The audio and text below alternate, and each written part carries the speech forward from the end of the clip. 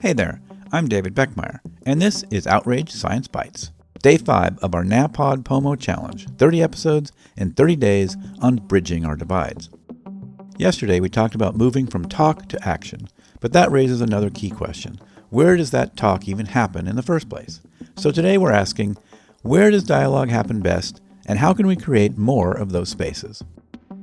To answer that, we'll hear from Hamman with Urban Rural Action, a group that brings people together from different backgrounds, geographies, and worldviews to find common ground and solve real problems together.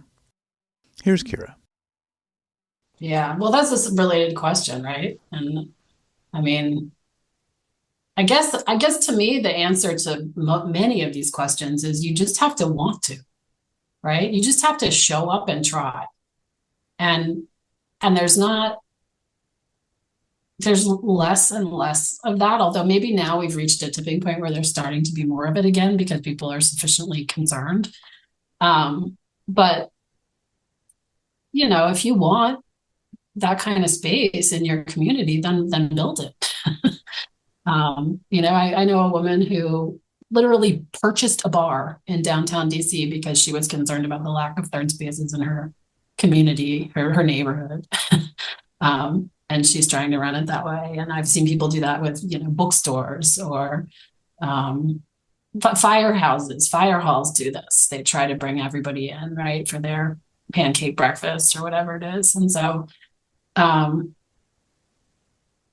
it's not so much what's the space as who are the people that are going to make this happen.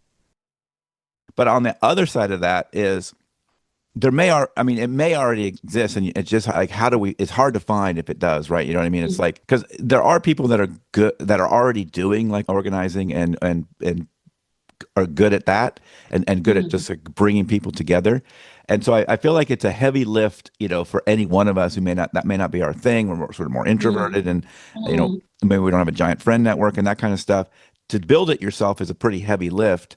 So at some points it seems like there's some kind of is there also an opportunity to go try to figure out what's already happening? And maybe a public library is not a terrible place to start. I mean, maybe you could ask, is there anything like this already happening? Yeah, I mean, I guess it's a question of scale more than anything. Like, I mean, I don't think it has to be a heavy lift to strike up a conversation with somebody who, is wearing a t-shirt you disagree with at your local bar, for example, since we're talking about bars, or, to engage in a conversation with a neighbor who has a yard sign that you wouldn't put in your yard.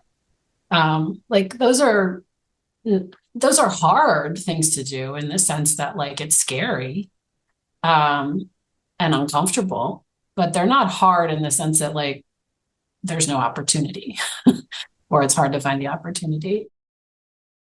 That's all for today's episode of Outrage Science Bites.